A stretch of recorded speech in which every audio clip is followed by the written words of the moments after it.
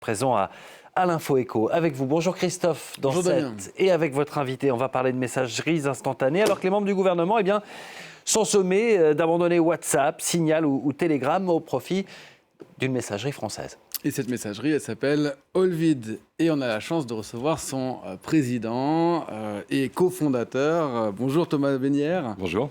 Alors, pourquoi Elisabeth Borne interdit-elle à ses ministres d'utiliser les autres messageries, WhatsApp, Signal, Telegram et les autres?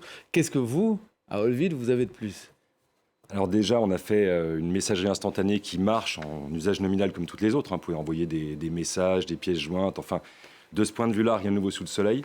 La vraie différence, c'est qu'on a construit cette application avec la sécurité de son utilisateur en tête depuis le début. Donc vraiment, il était très important pour nous de créer une application qui serait utilisable par tous, mais qui, même utilisable par tous, apporterait à l'utilisateur final, donc vraiment celui qui envoie et qui reçoit des messages, une sécurité à toute épreuve de ses données personnelles sur Internet, qui, on le sait, est une vraie jungle, quoi. Alors pourtant, quand j'utilise WhatsApp, par exemple, ça me dit, ça dit à tout le monde que les messages sont cryptés, sont chiffrés. Ça serait faux? Alors non, c'est vrai, c'est tout à fait vrai. Donc, on va faire une petite explication. Les messages sont effectivement chiffrés de bout en bout. Donc ce que ça veut dire, c'est que vos messages sur WhatsApp, sur Signal, sur Olvid, sont protégés par des moyens cryptographiques avant de quitter votre téléphone. Ils restent chiffrés, protégés pendant tout leur trajet sur Internet et sont déchiffrés exclusivement sur le téléphone de votre destinataire. C'est-à-dire qu'entre les deux, ils sont protégés. Donc tout ça est tout à fait vrai, il n'y a pas de problème. La vraie question, c'est, au-delà de la confidentialité, c'est à quel point avez-vous la certitude de savoir à qui, en fait, vous envoyez ces messages. Et ça, c'est quelque chose dont on parle moins. On parle beaucoup de confidentialité, mais on parle beaucoup moins de comment est-ce qu'on a réussi à entrer en contact avec la personne avec laquelle on est en train de discuter. Et en fait, ça s'appelle de l'authentification. Donc là, il y a un mot qu'on entend un peu moins parler, mais qui est fondamental. On se rend bien compte que quand on envoie quelque chose ou quand on reçoit quelque chose, l'information n'a de sens que si on sait d'où elle provient. Et quand on envoie quelque chose, on a vraiment très envie de savoir à qui on l'envoie. Donc cette authentification, dans la plupart des messageries, n'est pas faite de bout en bout. On s'appuie toujours sur un annuaire, un énorme serveur quelque part, qui va vous aider à faire cette mise en relation. Chez nous, il n'y a pas d'annuaire centralisé d'utilisateurs, il n'y a donc pas d'exploitation de données personnelles possible, et chaque utilisateur sait très exactement à qui il discute. Ce niveau de sécurité-là, voilà, on est les premiers à le proposer au grand public.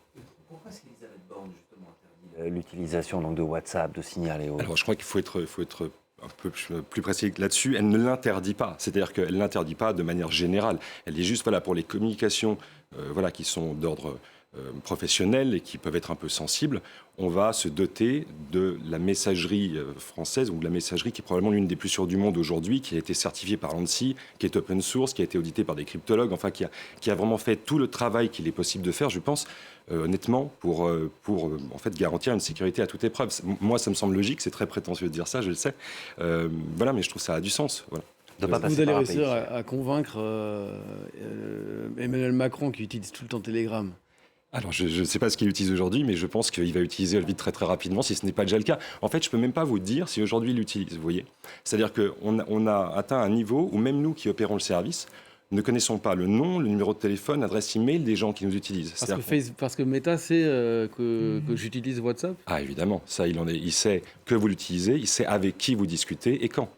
Ce genre de choses-là. Il ne connaît peut-être pas le contenu de vos messages, mais si vous parlez à un médecin un peu particulier, oui, il le sait, et donc il peut déduire un certain nombre de choses. C'est ce qu'on appelle la métadonnée.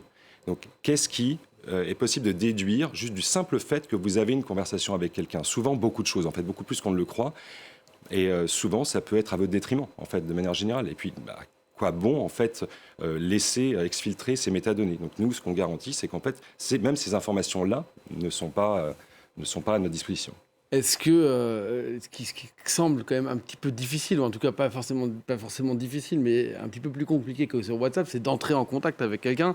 Moi, j'ai téléchargé l'application. Il se trouve que j'ai un contact depuis le début, c'est vous. On l'a fait juste avant d'entrer ensemble, un seul contact. Et comment on fait? Et c'est pas plus difficile, c'est d'avoir un vrai carnet d'adresses? Alors, ça dépend de ce qu'on appelle un vrai carnet d'adresses. Dans notre situation, Olvid, nous, on appelle ça une messagerie privée. Donc pour nous, un vrai carnet d'adresses, c'est exclusivement des gens qui comptent pour nous.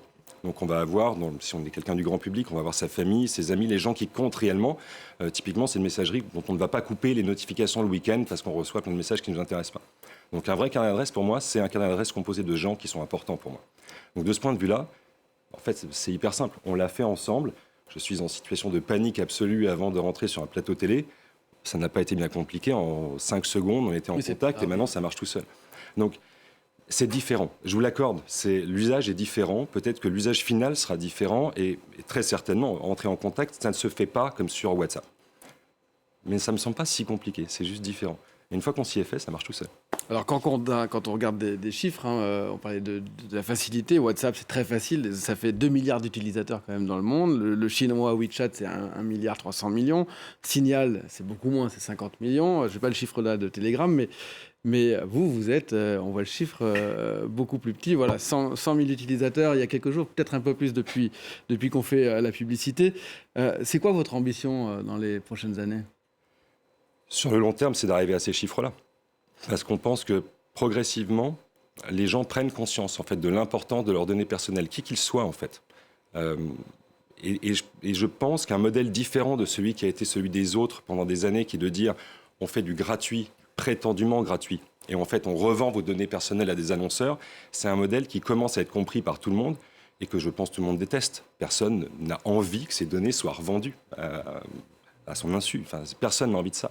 Et nous, on arrive avec un modèle différent. On dit il est possible d'offrir un service réellement gratuit parce qu'on n'a pas de données personnelles sur vous, donc on n'a rien à revendre de ce point de vue-là, avec un business model, pardon pour le franglais, très clair, où on a des services plutôt dédiés aux entreprises qui, eux, sont payants et qui financent la partie gratuite de l'application. C'est assez simple, en fait. Et cette transparence-là, mais je pense que le monde la demande d'une certaine manière. Donc voilà, nous, c'est notre proposition, en tout cas, et on espère qu'elle sera entendue par le plus grand nombre. C'est ça l'ambition, en tout cas. Merci beaucoup. Vous avez téléchargé l'application, vous aussi Non, pas encore, mais il faut qu'on en parle. Merci à vous deux pour cette info écho. Et Hélène Frade, ça veut dire que les gifs sur les applications américaines, c'est fini pour vous, hein, parce que sinon on va tout savoir de ce que vous nous envoyez en coulisses dans le groupe de la matinale. On enchaîne donc sur votre revue de presse.